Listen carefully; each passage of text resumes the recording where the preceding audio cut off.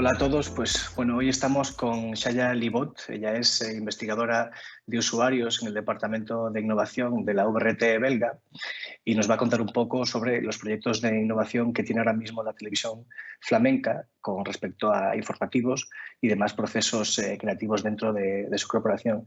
So Chaja, it's a pleasure to have you here. So thank you for joining us for this project. Could you please tell us a bit about your functions and your role at VRT? Yeah, so hi, I'm Chaja. I work as a user researcher at the VRT innovation department. And I mainly focus on, we have several projects at VRT, research projects, Flemish projects, but also European projects, so research projects. And we work together with different partners, industry partners, but also academic partners. And we gather really insights for VRT, so useful insights for VRT. And those insights, we try to translate it into tangible prototypes. So we can test it together with, for example, now my main focus is working together with news, so the news department at VRT. And so we develop prototypes and we test it together with them. So if it's a prototype that could support them in their workflow, so for example, a solution, an AI-based solution, for example, and we try to work together with them very closely to gather insights in how they work and what they really need. And then we work together with technical partners in the projects to form solutions, concepts that could help them with their workflow. And my main focus is how we can help the users. So I think it's also very important to know what their needs are and to develop something with impact. So it has to be something useful. So mostly in these research projects, there's also something that needs to be developed, but it's already described in a proposal phase. And for us, we struggled maybe a bit with that before, because we described what the solution might be already together with partners. But at this point, what's really interesting in how we work, but it's very recent, the News Lab, we work together with them, like physically together with them. Now with the corona, it was not a lot of physical, but we have like weekly stand-ups and we discuss projects. And I try to get like as much insight in how they work. So we could, in the proposal phase, like if we write a project proposal, that we know what the journalists really need already before describing this. So, and that's our way to try to develop stuff that's really useful for them. Right. So have you found that working physically closer to the journalists gives you a better insight on how the workflow goes and also what they need on a daily basis to perform the routines? Yeah, for me, that's very useful. So at this point, I'm really trying to have an overview. So the News Lab at this point mainly focuses on disinformation, so solutions to combat disinformation. So I'm trying to get a workflow on how the fact checkers at VRT are working at this point. And by working closely with them and seeing how they work and which tools they already use and how they use it, it gives me clear insight in what's still needed. We also organize like workshops together with them to really have this conversation going, and they know what we are doing and we know what they are doing. So we are trying to close the gap between the innovation departments, like the research, and it's all very complex for them to understand what we are doing. And for us, it's also very complex to understand how they are working like each day. Like they are really in the production environment. Like, yeah, we have to get all the articles done, and we have to. So they don't really. They're not so busy with research and how it's all. And working together with external partners, it's also very. Time consuming, and you have to know them, and you have to know what technology already exists. So what we are trying to do at this point is closing this gap between us two. Yeah. So it's also a communication challenge, so to say, right? Also, yes. Is it important for you to have an innovation department which is outside the daily routines of, say, the production side of things as well? Yeah, I'm not sure if it's the best solution, but this is how we work at VRT and how we, at this point, the News Lab, for example, is a way to try to close that gap, because and it was a separate, we have this separate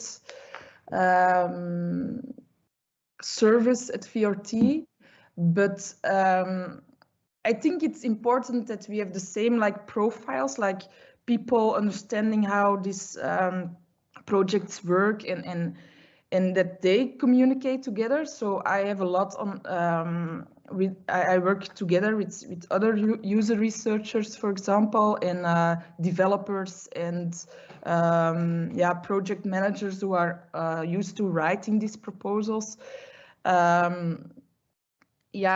I think we need this knowledge, and we need to share our knowledge between each other, like cross projects, like we have projects for news, but we also have other projects, even educational project, but also other media related topics. So I think it's interesting to exchange learnings between those people, but I think we need to close the gap really. So at this point, we are trying to do that with organizing these labs and working like some days in the week together with them. Right. And we organize it like, at this point, we have a weekly stand-up, and in this stand-up, we discuss the topics they are doing. Like it's the journalists at this point we are working with closely are experts in disinformation and data. So they are already a bit technical. So that's the first part. But of course, there is a lot of other journalists and editorial teams at the news redaction. So at this point it's just the already technical people. What would you say are the main takeaways from this sort of relationship that you have with the journalists right now? So my main takeaway is that it's very important to have these weekly stand-ups. So discuss what's going on, and also discuss what's going on in the news, so their work, and discuss what's going on in our projects. Right. Could you give me an example of a conversation that you could have with a journalist within the newsroom that leads up to a development in the way they work, or to a recommendation in their workflow? Or how does that happen? How do you transform those weekly stand-ups into tangible elements?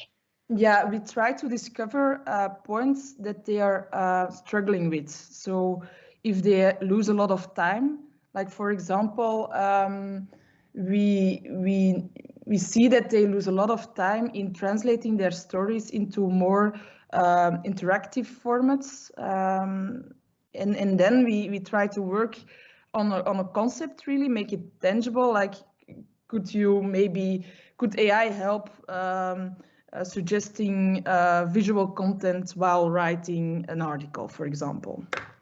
And then we try to make a raw prototype, like this is something that could happen, and then we gather feedback, like going in conversation. What do you think about this? How could it help? And then we develop further. So we work very iteratively. So what we try to avoid is coming up with another tool and another very complex way of working.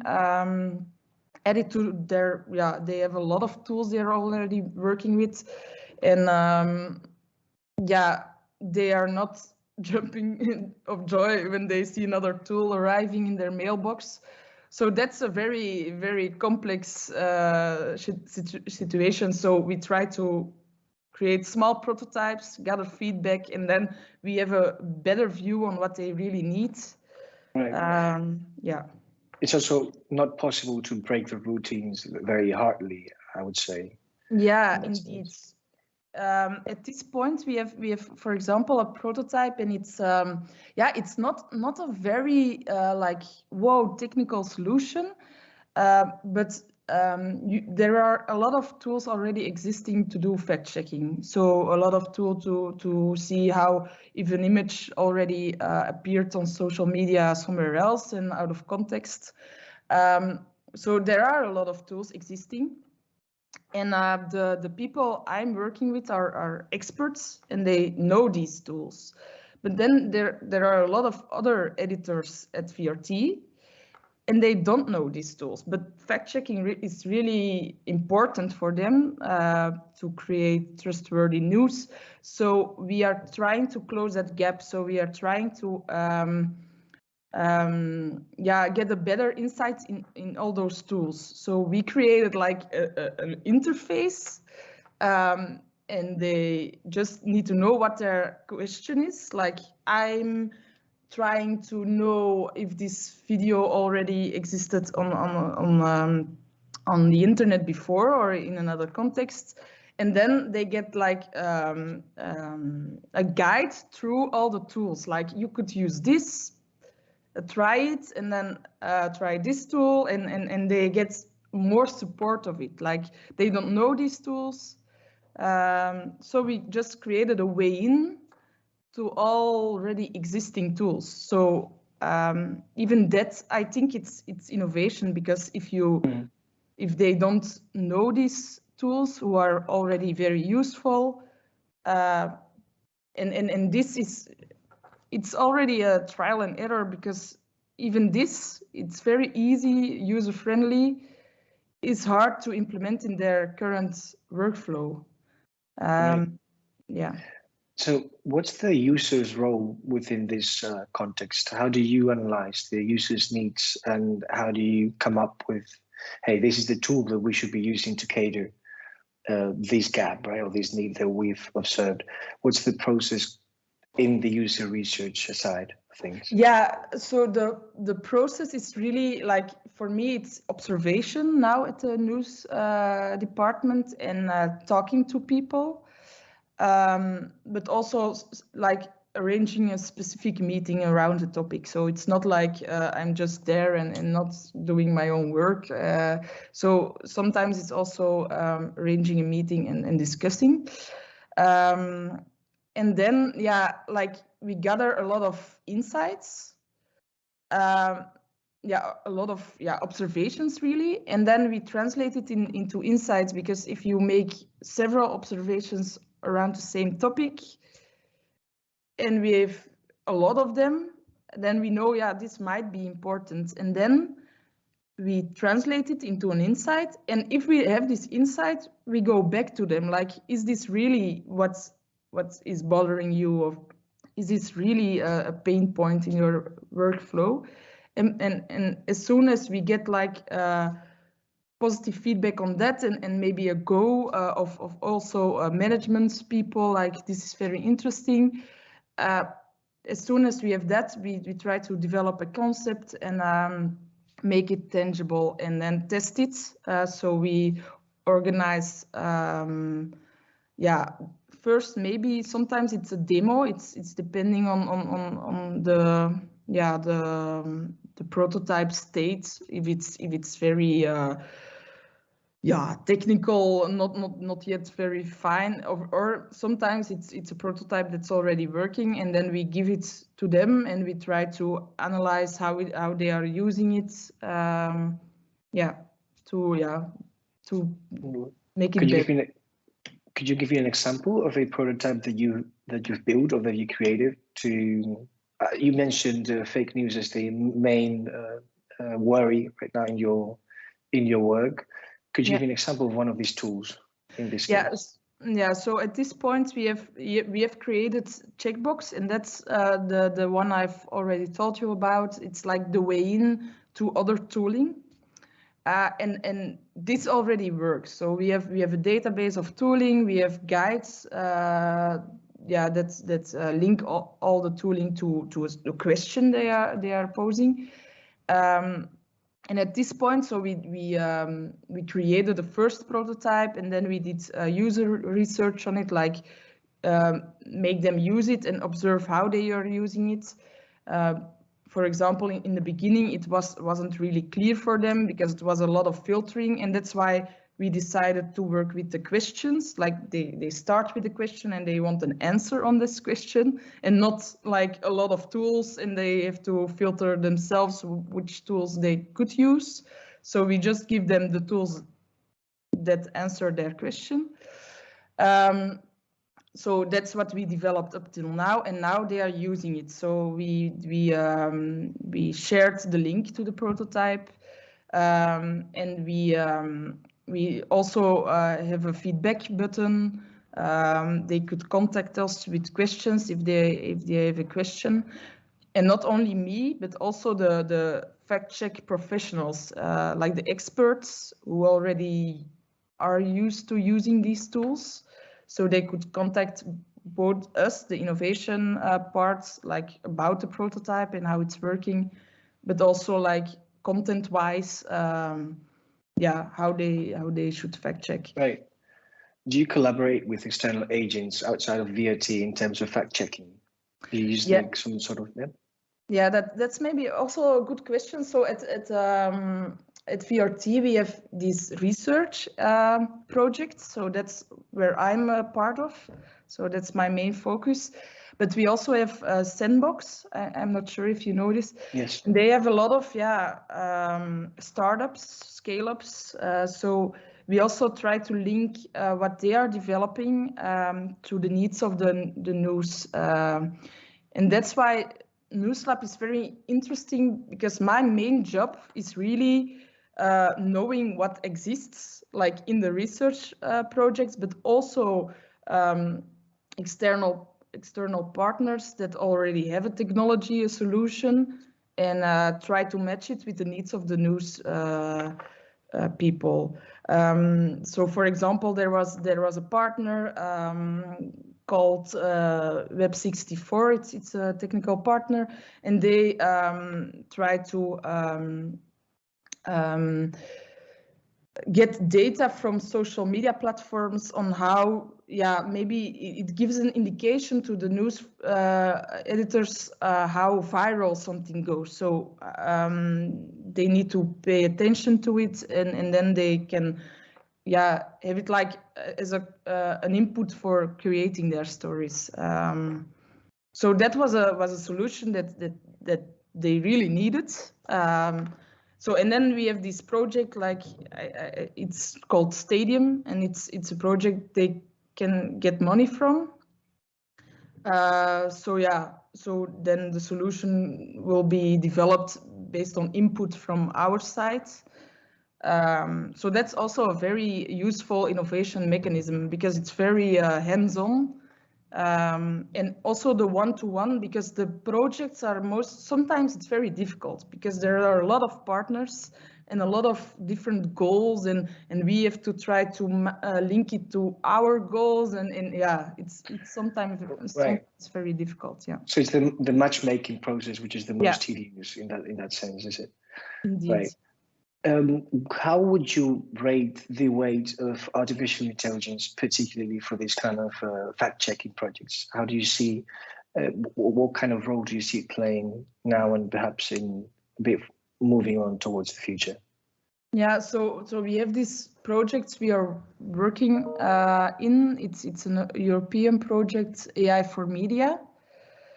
And at this point, we are also developing a concept where AI not really focus.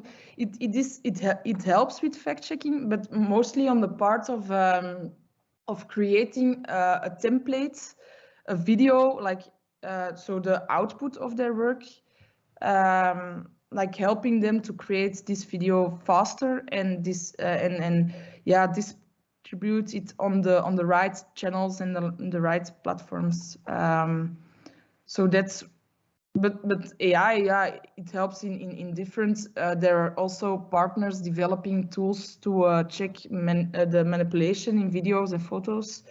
But sometimes what we really know in this project is it's focused on technical parts, and then there is another tool. But yeah, it's the thing that we really learn is that there is a very big gap. So you have this tooling, but it's very complex for them, and to really get them to use it, we're not there yet. So mostly we are in these projects to translate it into what our journalists would use, and even then we translate it and we gather feedback, and even then to get them really to use it in their workflow, it's very difficult. But right. So the challenge is. Right. So the challenge is not only to translate the technical aspects of these programs, but also to somehow make them understand or make them implemented in their daily routines. Yeah. Which can be challenging as well. Yeah, and at VRT, so for example, Checkbox isn't not very technical, although the tools they're linked to are technical. Even for this, we organized also introductions, like really workshop kind of stuff, like this is the tool. I get them to really use it in this session, and then it might be better, and they might be might be able to use it more more efficiently, I guess. Yeah, indeed. So we really do a lot of effort to try to get it to the end user. Right. Right. From your point of view, what do you see as the main trends towards the future in terms of innovation at VRT? What do you see that might be the topics that you can be working on in the next 5 to 10 years, if it's possible to imagine it? Yeah, for me, mostly at this point, it's disinformation, because it's overall for VRT to catch up with the digital era here, it's already very difficult. So we have this catch-up process to do, and to but yeah, the projects we are working on, it's of course AI, also like the create voices, for example. So artificial voices, it's something that we are working on, but it's future for VRT. It's not like it's going to happen now. But we have to do this kind of projects because we have to be ahead of what's coming. But for VRT, it's already very difficult to, people, end users, like really the media consumer, they expect a lot. So the platform for video consumption, for example, it needs to be better. But at this point, what I think it's very interesting for a public broadcaster like VRT is to differ from, like, for example, Netflix on other topics, like make their content more accessible, more for everyone. And also there, I think technology or innovation can help. Like if you have people who can't see, you have to automatically translate it into voice, or some solutions like that. I think that's also very interesting to focus on, because that's the part where we are different from other players in the media field. Right. So Chaja, thank you very much for your time and your insights. It was a great pleasure getting to know you and your work at VRT, and we'll definitely keep on checking up with you, see if there's anything that you can get us up to date to. So again, thank you for everything, and I hope to see you soon. Thank you.